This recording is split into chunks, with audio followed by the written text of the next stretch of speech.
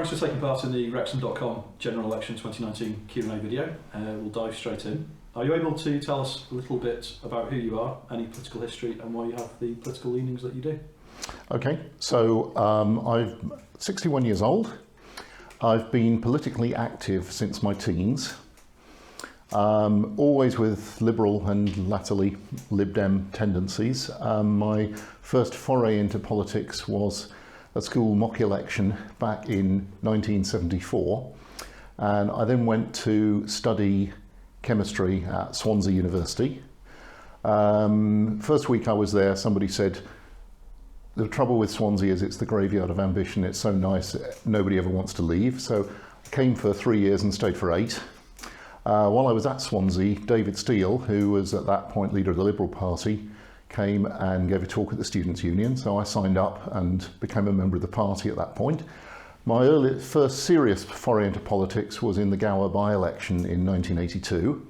And my first attempt to stand myself was the following year when I stood to be a district councillor for the little village where I then lived in the Swansea Valley.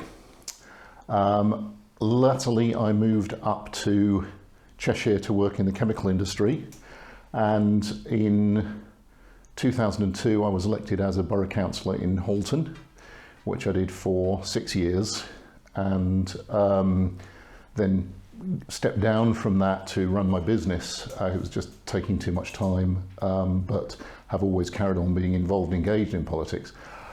I became attracted to the Lib Dem message, or Liberal message, because I think it balances the idea of a collective social responsibility with the need for individual liberty and entrepreneurship. I think it's the only party which is both business friendly and has a social conscience at the same time.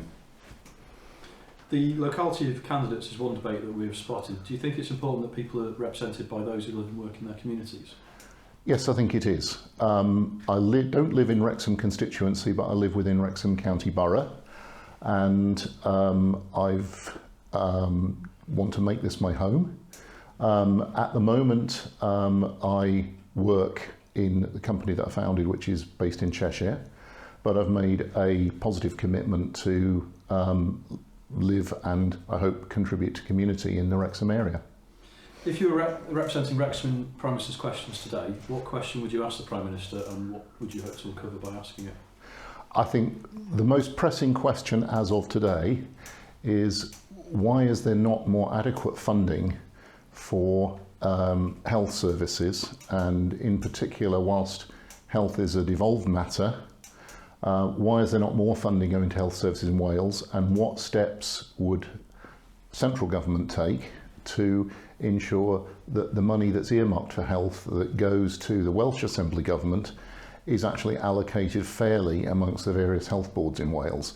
Because there have been suggestions that certainly locally, the local health board is not receiving a fair slice of funding, and we're seeing that in terms of increased waiting times for A&E and the particularly tragic story that's coming out at the inquest this week.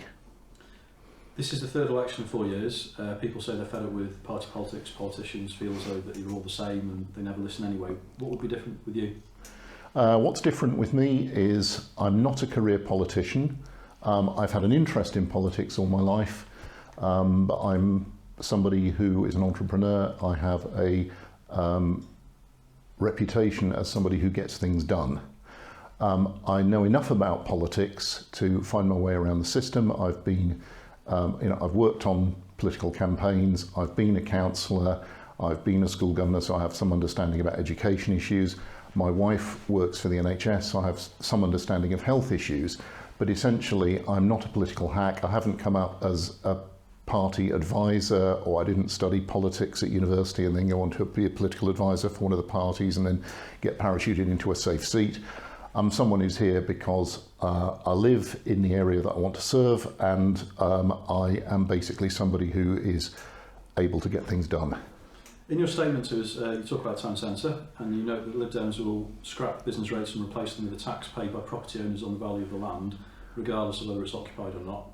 Currently, business rates are paid after a period of time on empty properties anyway. And surely any extra costs to landlords would just be paid, passed on to tenants. That sounds like action, but would it make a difference in reality, and if so, how? Well, I think there are two ways it'll make a difference.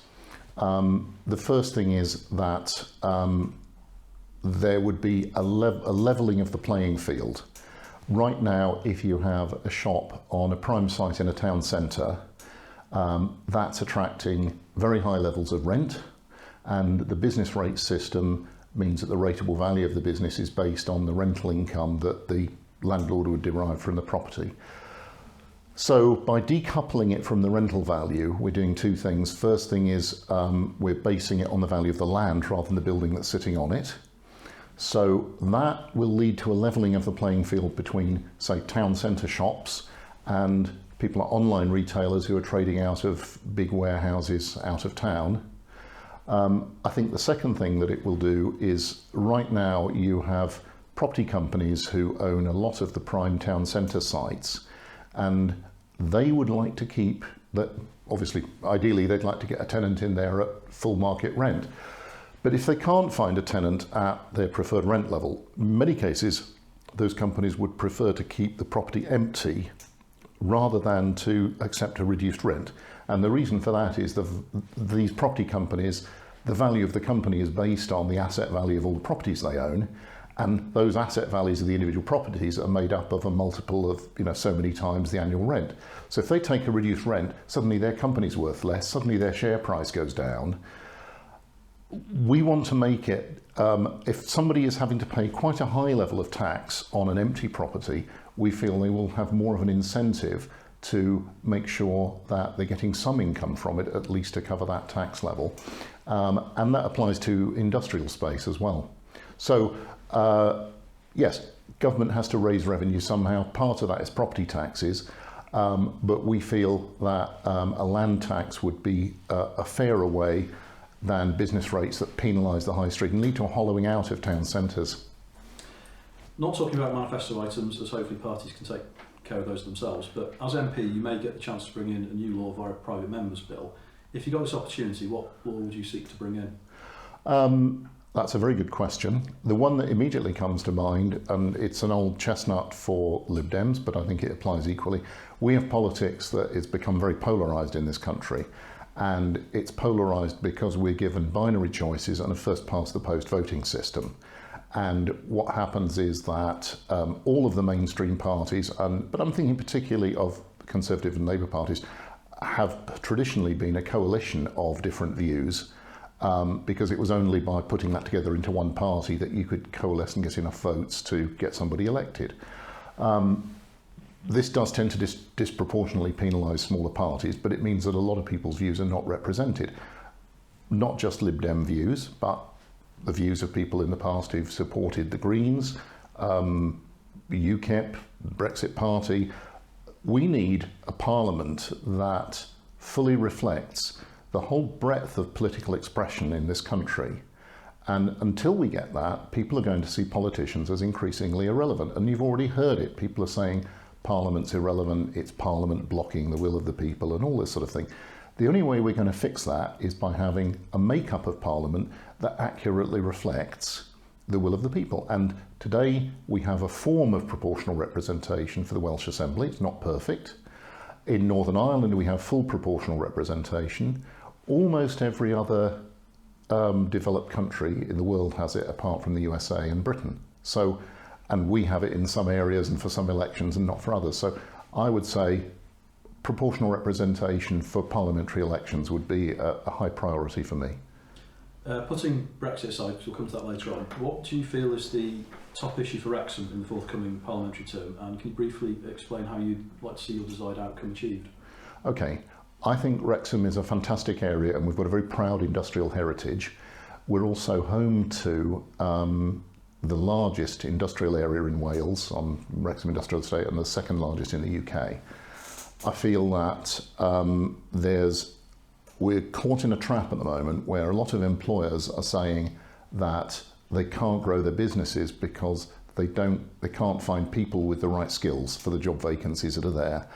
We've got people who are desperately seeking work or desperately seeking to get out of a menial or lowly paid job and aspire to do something better. who can't see a way up from that. So, and again, I'm going to quote party policies to a certain extent, but Lib Dems want to introduce a skills wallet to allow people to have a budget that they can manage themselves to get skills and training to better themselves.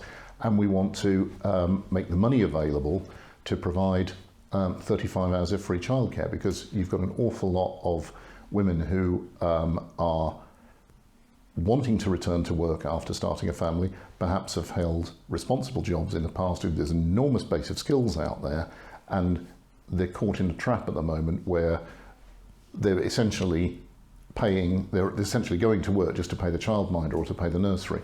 So we feel that by getting more skilled people back into work, we can help the local economy to grow. Wrexham should be the business powerhouse of North Wales. We've got a proud tradition there with steel making, mining. Those industries are in the past, but we've got people on the industrial estate making world-class products. We've got people making parts for the aerospace industry, a lot of tech companies there, and I would want to do everything I could to make that grow, because that creates high-skilled, high-paid jobs for local people, and it helps to lift the whole area.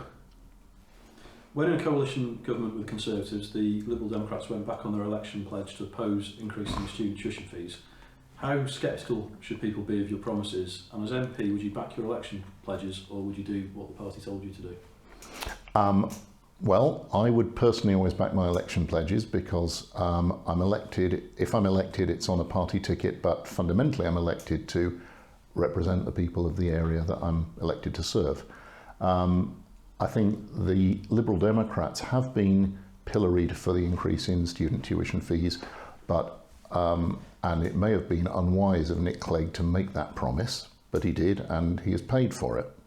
The fact is that prior to the 2010 election, all the parties were making noises one way or another about the need to raise student tuition fees. I personally disagree with that, and I think you've seen that with the devolved administrations in Scotland, to a certain extent in Wales, there have been steps taken to mitigate that for locally based students. I was very fortunate. I went to university in the 1970s. My tuition was paid for. I got a maintenance grant, not very much, but better than getting into debt.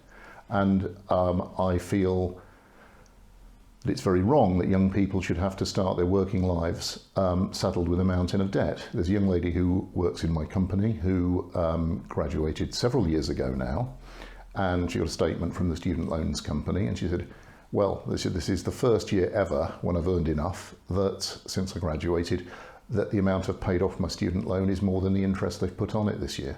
It's crazy. Student loans are the biggest ticking time bomb for this government. It's a huge, because so many people will never repay them, ultimately that is going to be picked up by the government in future years, and the costs of repaying all that is going to dwarf something. So to answer your question, I think I'm somebody who is known for getting things done, and I'm also known for somebody who sticks by their word. If I say something, I'll do it.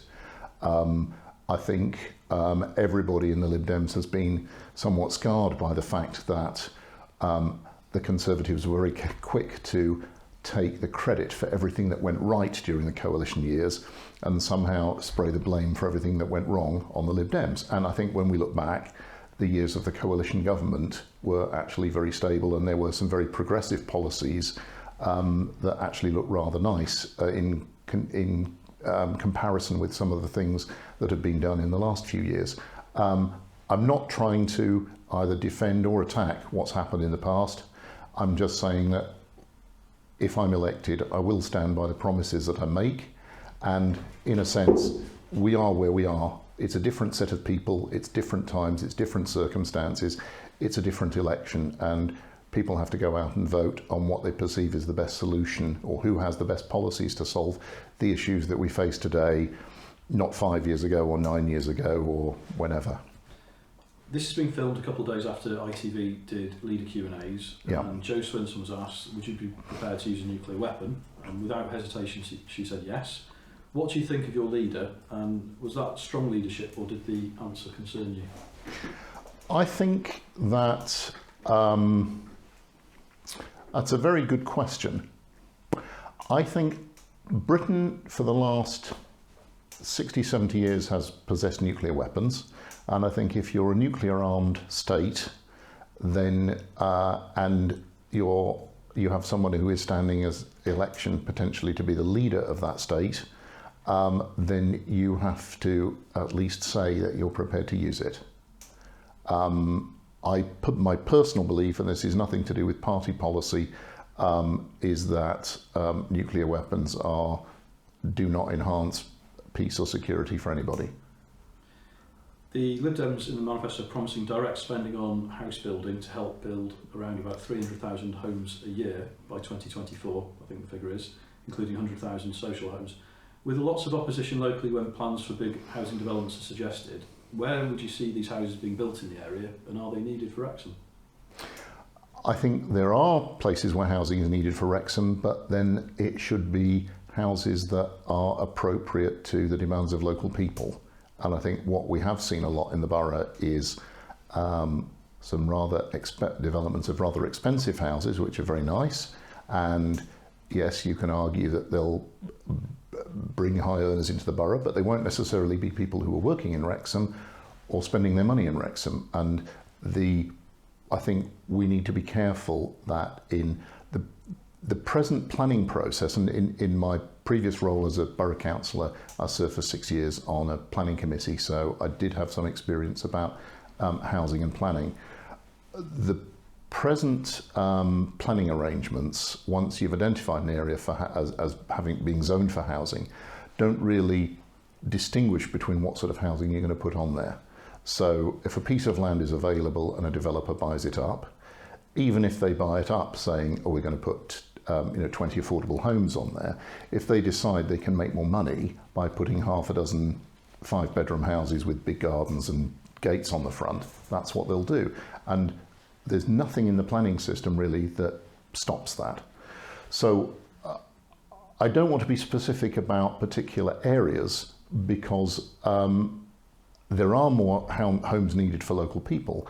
I don't think what we're in danger of doing is destroying the character of some of our local communities if we allow large developments into, for instance, some of the villages surrounding the town or some of the areas of the town where the local infrastructure is already under stress. So I think aspiring to have 300,000 new homes just means that we start to attack the problem of sky-high house prices and then the need for affordable housing. But it has to be perhaps more centrally directed. We need an overhaul of the planning system, and as part of that, we need to allow local people, by which I don't just mean at borough council level, but down at individual community and street level, to have much more of a say. A friend of mine is a councillor for a local authority in the Midlands, and like a lot of local councils, that holds area panels through the town where people from a local community can have their say on various affairs. What they've done in that authority is to devolve planning decisions that affect that community down to that community. I think that's a great idea. It gets away from the them and us thing, it gets away from the whole NIMBY thing. If people want more housing, let them vote, let them have the vote, rather than being done by a planning committee. In the manifesto that came out yesterday, Wales gets its own subsection, which is about a single page. What's your favourite Welsh specific policy listed, and why? That's a good question. I think, I'll be honest and say I haven't seen the details of the manifesto yet, so I'm not going to answer that question, but I'll happily come back to you later. Yep, fine. What non-Brexit policy commitment or one you've not mentioned previously are you most proud about standing alongside in this election? I think the policy commitment to increase resources to address the issues of mental health. I think mental health has been a very poor relation to physical health issues within the NHS. NHS funding and resourcing in general needs to increase. People attack the NHS But all I see is a lot of dedicated people trying to make a system work without enough resources. Mental health comes off worst of the lot, and that leads to so many other things. Failure to intervene in a timely way on mental health issues leads to physical illness, it leads to homelessness, it leads to people losing their jobs. So I think the commitment to improve funding and resources for mental health is one of the key issues, and I think if that gets adopted and I have any part of that, then I'll feel very proud. At the end of this election, a coalition is a possible outcome, and all candidates say that they're focused on an outright win, etc., etc. But put that away to force a direct answer. What would be your most comfortable coalition? Yeah, all right, it might be corny, but I'm going to say I don't see a happy coalition. There are a number of parties that we could never do a coalition with. I think it would depend very much on what the balance of power, balance of seats held looked like on the 13th of December. I think I personally have a lot of trust issues with the Conservative Party because of the way that they've conducted themselves over the last few years. But I don't think anybody's seriously talking about a coalition with either of the main parties at the moment. I suspect if anything was done, it would be on a more informal basis. That being said, if I was a supporter of either Conservative or Labour Party policies, I'd be seeking to stand as a candidate for one of those parties. So my answer to you, I guess, would be, if we had to go into coalition with somebody, it would be whichever of the main parties was willing to adopt the larger part of the Liberal Democrat manifesto commitments as the price for entering a coalition. Unite to Remain is an electoral pact with three parties, Lib Dems, Greens, Plaid, covering 60 constituencies and 11 in Wales.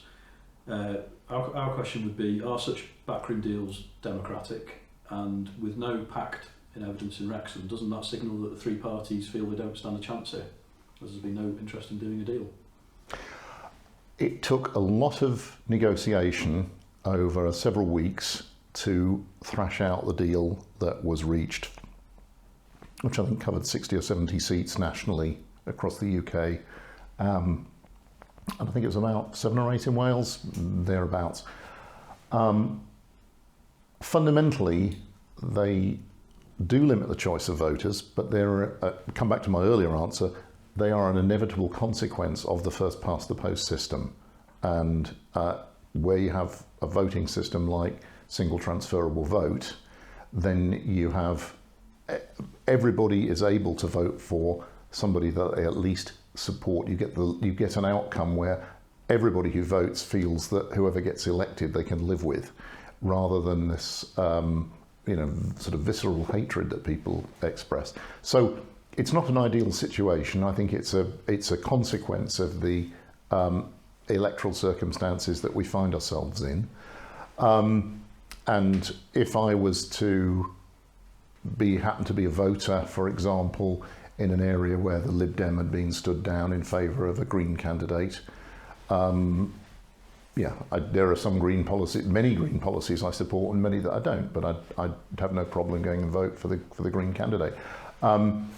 Ultimately, what we're trying to do is give voters the best chance of getting somebody elected who at least reflects some of the policies. So we're picking the areas of common ground, where there are some areas of common ground between the parties.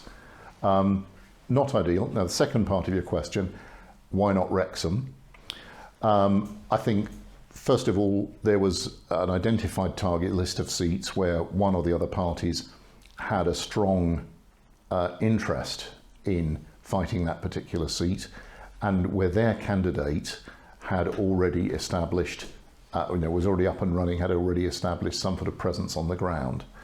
That made sense. In Wrexham, I think we didn't know that, you had a lot of candidates being selected relatively late on.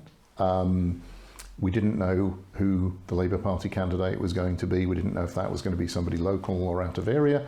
We didn't know who, I was selected relatively late on. And I think it was seen as much more open and therefore not a foregone conclusion that you could really do a deal on. How did you vote in the referendum? I voted Remain. What was your interpretation of that vote? Was it Remain? Remain with changes to the EU? Remain. Wales voted Leave, and specifically Wrexham also voted Leave. And the Liberal Democrats would like to revoke Article 50. This is the title page of your manifesto, essentially, as well. That doesn't even give her a second referendum, and bluntly, it rips up the 2016 referendum result. Surely that's not democratic. Okay, there's several points in your question. Britain as a whole voted by a very narrow margin to leave, and we voted on very limited information. For the last 40 years, the European Commission has made money available to every member state of the EU to inform and educate its citizens about how Europe works, how the European institution works. What does the European Parliament mean? How does that relate to the European Commission? How does that relate to the Council of Ministers? How does the money flow? Who makes the decisions? How does that relate to what happens in national law in each country? 27 countries took up that money to inform and educate their citizens. There was only one country in the entire EU that chose not to take up that money and refused to pass that information and education on to its citizens, and that was Britain. So we were the ones who were asked to choose in 2016 with historically, I think, the most limited understanding of how Europe actually works. And you know, I mean, some of the people I work with are highly intelligent people and generally politically aware. You know, when the European elections were on, they're getting it muddled up with the local council elections that had happened a few weeks earlier, and the different layers of democracy were just not apparent to them. There were a lot of promises made on both sides, and I don't believe anybody made a stupid vote. I don't believe anybody voted out of a sense of ill will or wanting to do the wrong thing for the country. I just think none of us had all the facts in front of us. And if you realise that you come to a realisation that you've made a bad decision, you don't say, well, I'm going to plough ahead with it anyway. You look at new facts, new information. We're 3.5 years on from the referendum result. We know an awful lot more about what all the consequences of Brexit are. The loss of access to 50+ international trade deals, the £197 billion hit to the economy over the next 20 years that's been predicted by independent forecasters. I could go on and on. The fact that we'll even have an internal border, and contrary to what Boris Johnson says, companies in Northern Ireland wanting to send goods to the UK will have to fill in a full set of customs paperwork. It's just a nonsense. So now I want to move on and address the point that you made about Wales voting to leave. I don't want to make this into a Wales versus England thing, but students of political science who've looked into this and tried to understand why, when Wales has traditionally received a rather higher proportion of European funding than many other parts of the UK, why it voted so heavily to leave. And the evidence seems to be that the vote was largely swung by retired English people coming to live along the North Wales coast. And in every election, in every referendum, there will be specific factors that swing things. But I would say that you have to, people who assert that a strong leave vote was the will of the people throughout Wales has to be taken with a pinch of salt in the light of some of the evidence that's come along. Now, as to why we want to revoke, we're saying if a Lib Dem government is elected, a majority Lib Dem government that's gone into the election on a manifesto pledge of stop Brexit, then that is our mandate from the British people to revoke Article 50. If we don't get a majority government, and there's nothing anti-democratic in that, because we're saying it's a fresh mandate. The British people giving us a fresh mandate to say, no, think again and stop the Brexit process and continue as members of the EU. If we don't achieve a majority, then we will press for a second referendum, because there are other parties there who support a second referendum. I think that's absolutely fine. I don't have a problem with a second referendum, but except to the extent that we now know that there's evidence of manipulation of people's voting intentions. And I'm not just talking about the misinformation that's spread around by various groups or the partial information, but the fact that various people have reported that they believe that, for example, the Russians meddled in the referendum result. So I think we have to be careful. And the other thing, I think, you can look at a country like Switzerland. Switzerland has a tradition of deciding things by direct democracy. People there are used to being asked to vote in referendums about everything from how much they pay to park in the local council car park to whether more immigrants should be allowed in or not, and about everything else in between. In this country, the political tradition is that we have a representative democracy. We elect councillors, we elect assembly members, we elect members of parliament, and they take the decisions on our behalf, and we elect them based on their track record and the promises that they put forward. The problem is, the minute you have a referendum and about any issue, it sets up a conflict between that representative democracy and direct democracy that you can never resolve.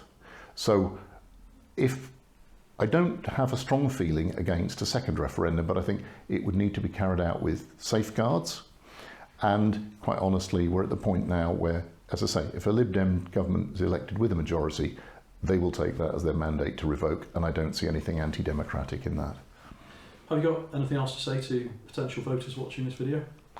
Only that I think we're facing an election unlike any other. I can't ever remember going out to campaign in sort of dark November evenings. There has been a lot of mud thrown, and there will be a lot more that gets thrown by politicians of all sides before this campaign is over. And a lot of it is scare tactics from one side or the other. Don't vote for them, because if you vote for them, you'll let the other side in. Don't vote for him, because if you vote for him, it'll let Jeremy Corbyn in. If you let Jeremy Corbyn in, then Scotland will have an independent... Blah-de-blah. Don't vote for that, because you'll let Boris Johnson in. So what I say is, number one, make sure you register to vote, and you've still got a few days left. Make sure you go out and vote. If you have a postal vote, that's great, but please don't fill it in the minute it drops through your letterbox. Hear all the arguments first and make your mind up. And however you voted in the past, and whatever your political affiliation is, take the time to think before you vote, what is the positive thing I want to vote for? Not what am I voting against to keep the other lot out, but which party best represents what I actually want for the future of Wrexham, of Wales, of Britain, and go and vote for them.